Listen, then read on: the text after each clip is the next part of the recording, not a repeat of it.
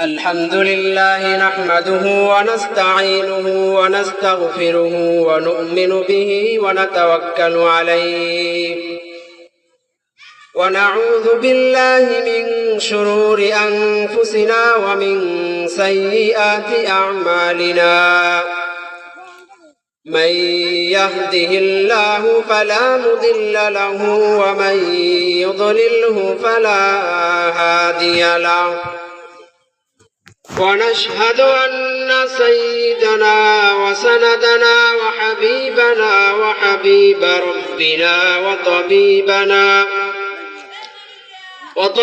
ربنا وطبيب قلوبنا ومولانا محمدا عبده ورسوله الذي أرسله الله تعالى بالحق بشيرا ونذيرا وداعيا إلى الله بإذنه وسراجا منيرا أما بعد فقد قال الله تبارك وتعالى في كلامه المجيد وفي فرقانه الحميد أعوذ بالله من الشيطان الرجيم بسم الله الرحمن الرحيم قل إن كنتم تحبون الله فاتبعوني يحببكم الله ويغفر لكم ذنوبكم والله غفور رحيم وقال رسول الله صلى الله عليه وآله وسلم كل أمتي يدخلون الجنة إلا من أبى قيل ومن أبى قال من أطاعني دخل الجنة ومن عصاني فقد أبى أو كما قال النبي عليه الصلاة والسلام سبحانك لا علم لنا إلا ما علمتنا إنك أنت العليم الحكيم رب اشرح لي صدري ويسر لي أمري واحلل عقدة من لساني يفقه قولي الله رب العالمين দরবারে অসংখ্য শুকরিয়া যিনি আমাদেরকে বেহেশতের বাগানে আসার এবং বসার তৌফিক দান করলেন সকলেই শুকরিয়া আদায় করি আলহামদুলিল্লাহ আল্লাহ রাব্বুল আলামিন এই পৃথিবীতে যত মানুষ সৃষ্টি করেছেন এই দুনিয়ার মানুষগুলোকে আল্লাহ রাব্বুল আলামিন দুটি ভাগে বিভক্ত করেছেন এক দল হলো মুমিন আর এর বিপরীত দল হলো কাফির তেমনি ভাবে আল্লাহ রাব্বুল আলামিন মৃত্যু পরবর্তী জীবনে যারা থাকবে আল্লাহ রাব্বুল আলামিন তাদেরকেও দুই শ্রেণীতে বিভক্ত করবেন এক দল হলো জান্নাতি আরেক দল হলো জাহান্নামী আল্লাহ রাব্বুল আলামিন পবিত্র কোরআনুল কারীমে ইরশাদ করেন ফারিকুন ফিল জান্নাতি ওয়া ফারিকুন ফিস সাঈর কিয়ামতের ময়দানে মানুষের দুটি অংশ হবে এক দল থাকবে জান্নাতে আরেক দল থাকবে জাহান্নামে তো জান্নাতে কারা থাকবে এবং জাহান্নামে কারা যাবে আল্লাহ তাআলা পবিত্র কোরআনুল কারীমে ইরশাদ করেন فأما الذين آمنوا وعملوا الصالحات فهم في روضة يحبرون যেই সমস্ত বান্দারা ঈমান আনয়ন করবে মৃত্যু পরবর্তী জীবনে তারা থাকবে জান্নাতে وأما الذين كفروا وكذبوا بآياتنا ولقاء الآخرة فأولئك في العذاب محضرون আর যারা কুফরি করবে দুনিয়াতে আল্লাহ রাব্বুল আলামিনের পবিত্র হুকুম সঠিকভাবে পালন করবে না ফাহুম ফি রাউদাতি ইউহবারুন তারা থাকবে জাহান্নামে কারা জান্নাতে যাবে আর কারা জাহান্নামে যাবে রাসূল করিম সাল্লাল্লাহু আলাইহি ওয়াসাল্লাম বলেন ততক্ষণ পর্যন্ত মানুষ ঈমান পরিপূর্ণ হবে না ততক্ষণ পর্যন্ত মানুষ পরিপূর্ণ মুমিন হবে না যতক্ষণ পর্যন্ত আমি তার কাছে তার সমস্ত ধন সম্পদ সন্তান সন্ততি এবং তার নিজের থেকেও আমি তার কাছে প্রিয় না হব অন্য হাদিসে রাসূল করিম সাল্লাল্লাহু আলাইহি ওয়াসাল্লাম বলেন কুল্লু উম্মতি ইয়াদখুলুনাল জান্নাতা ইল্লা মান আবা কিলা ওয়া মান আবা قال من أطاعني دخل الجنة ومن عصاني فقد أبى আমার উম্মতের মধ্যে সমস্ত মানুষই জান্নাতে যাবে ইল্লা মান আবা তবে সেই ব্যক্তি যাবে না যে ব্যক্তি আমাকে অস্বীকার করবে সাহাবায়ে কেরাম জিজ্ঞেস করলেন ইয়া রাসূলুল্লাহ ইয়া হাবিবাল্লাহ কে আপনাকে অস্বীকার করে রাসূল করিম সাল্লাল্লাহু আলাইহি ওয়াসাল্লাম জবাব দিলেন মান আতাআনি দাখালাল জান্নাহ যে ব্যক্তি এই দুনিয়ার জীবনে আমাকে পরিপূর্ণভাবে অনুসরণ করবে সে ব্যক্তি জান্নাতে প্রবেশ করবে ওয়া মান আসানি ফাকাদ আবা যে ব্যক্তি আমার অবাধ্য হবে এই দিনের অনুসরণ করবে না সেই হলো সেই প্রত্যাখ্যানকারী সেই জাহান্নামে প্রবেশ করবে অন্য হাদিসের ভিতরে রাসূল করিম সাল্লাল্লাহু আলাইহি ওয়াসাল্লাম বলেন لا يؤمن أحدكم حتى أكون أحب إليه من والده وولده والناس أجمعين কোন মানুষ ততক্ষণ পর্যন্ত পরিপূর্ণ মুমিন হবে না যতক্ষণ পর্যন্ত তার কাছে আমি রাসূল সর্বাধিক প্রিয় না হব এই হাদিস শোনার পরে হযরতে ওমর ফারুক রাদিয়াল্লাহু আনহু বললেন ইয়া রাসূলুল্লাহ ইয়া হাবিবাল্লাহ আমি তো আপনাকে সবচেয়ে বেশি ভালোবাসি কিন্তু আমার জানের থেকে আপনাকে বেশি ভালোবাসতে পারি নাই রাসূল করিম সাল্লাল্লাহু আলাইহি ওয়াসাল্লাম বললেন তাহলে তুমি পরিপূর্ণ মুমিন হতে পারো না হযরতে ওমর ফারুক রাদিয়াল্লাহু আনহু কিছুক্ষণ পরে আবার আসলেন এবং বললেন ইয়া রাসূলুল্লাহ ইয়া হাবিবাল্লাহ এখন আমি আপনাকে আমার জীবনের চেয়েও বেশি ভালোবাসি তখন রাসূল করিম সাল্লাল্লাহু আলাইহি ওয়াসাল্লাম বললেন হ্যাঁ এখন তুমি পরিপূর্ণ মুমিন হতে পেরেছো সুতরাং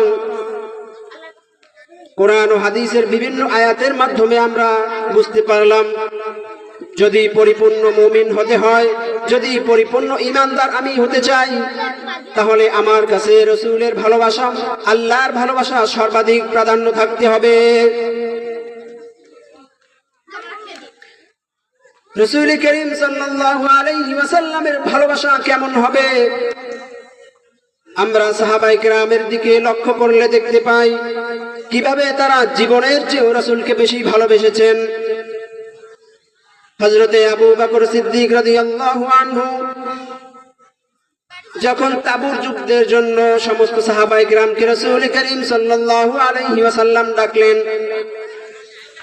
এবং বললেন, তোমাদের সামনে সবচেয়ে বড় যুদ্ধ তাবুক যুদ্ধ সংগঠিত হবে।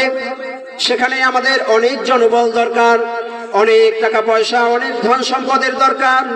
সুতরাং তোমরা কিভাবে সাহায্য করবে? হযরতে সিদ্দিক আকবর রাদিয়াল্লাহু আনহু তিনি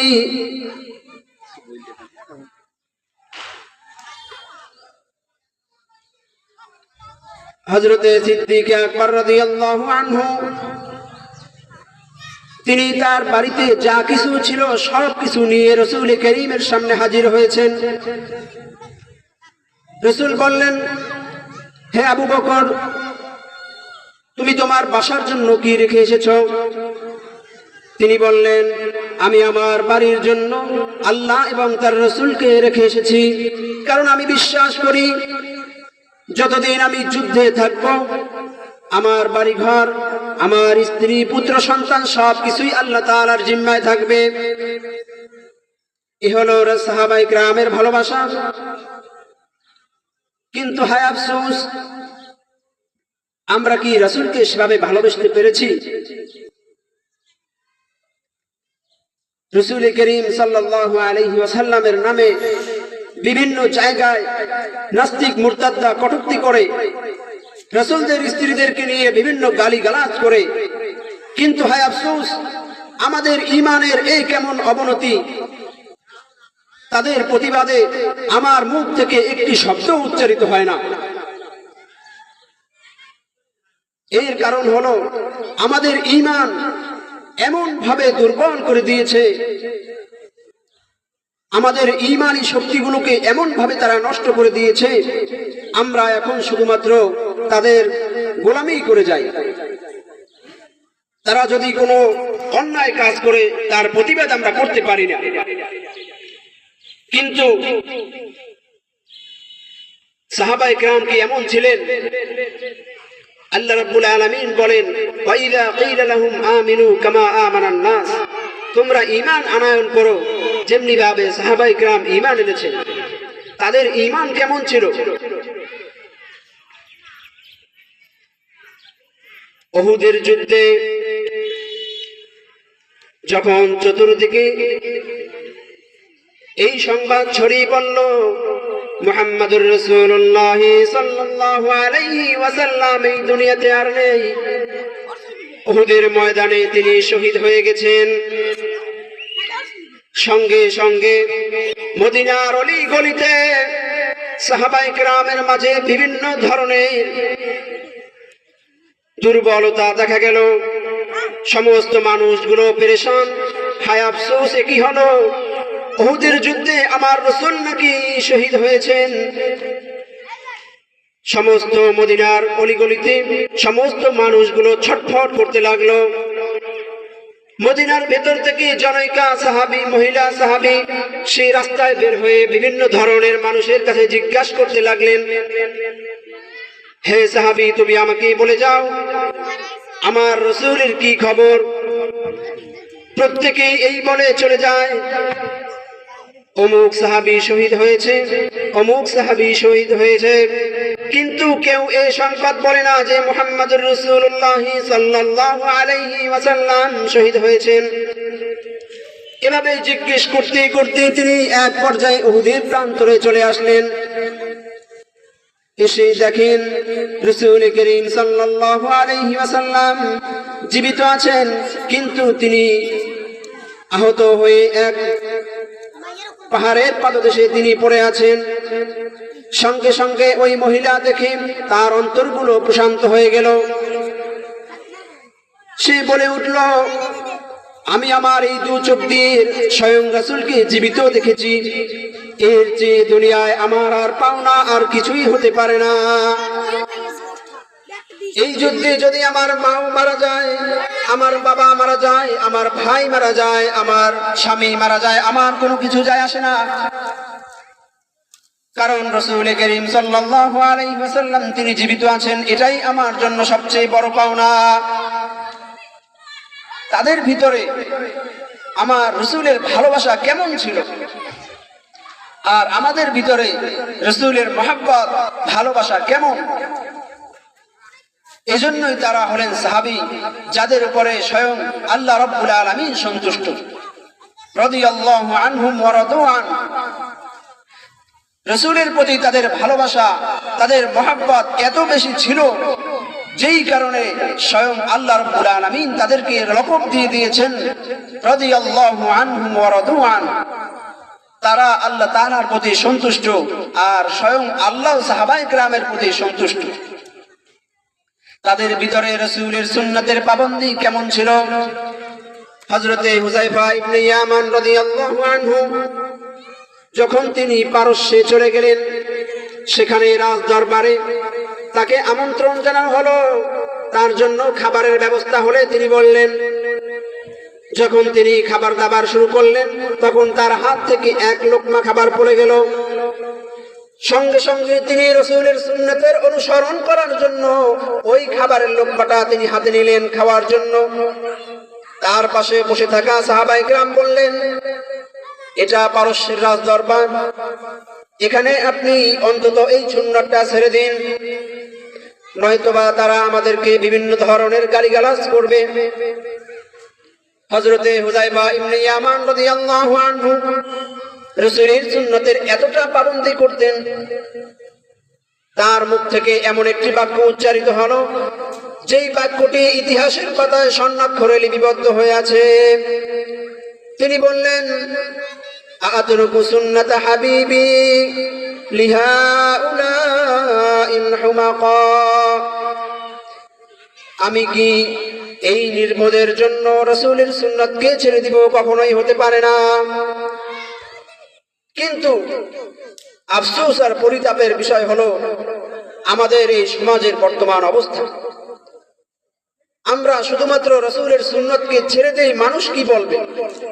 আমি যদি টুপি মাথায় দেই, মানুষ কি বলবে। আমি যদি পাঞ্জাবি গায়ে দেই, মানুষ কি বলবে। মানুষ আমাকে মৌলবাদী বলবে। এই মানুষের কথায় আমি সুন্নাতকে ছেড়ে দেই, অথচ যেই রাসূল সাল্লাল্লাহু আলাইহি ওয়াসাল্লাম আমাদেরকে সুপারিশ করবেন জান্নাতে, সেই রাসূলের সুন্নাতকে আমরা পরিত্যাগ করি। এটা আফসোস আর পরিতাপের বিষয়। এজন্য জীবনের প্রত্যেকটা কাজে আমাদের সকলের উচিত রাসূলের সুন্নাতকে পরিপূর্ণভাবে আঁকড়ে ধরা, এবং যেখানে রাসূলের নামে বিভিন্ন ধরনের কটূক্তি করা হয়, রাসূল করিম সাল্লাল্লাহু আলাইহি ওয়াসাল্লামের স্ত্রীদেরকে নিয়ে ব্যঙ্গ করা হয়, সেখানে নিজের সশস্ত্র সশরীরে গিয়ে সেখানে প্রতিবাদ করা, এটাই হলো ঈমানের দায়িত্ব। আল্লাহ রাব্বুল আলামিন আমাকে আপনাকে যে কথাগুলো বলা হলো, আল্লাহ রাব্বুল আলামিন আমাদেরকে আমল করার তৌফিক দান করুন। ওয়া মা তাওফীকি ইল্লা বিল্লাহ। আসসালামু আলাইকুম ওয়া রাহমাতুল্লাহি ওয়া বারাকাতুহু।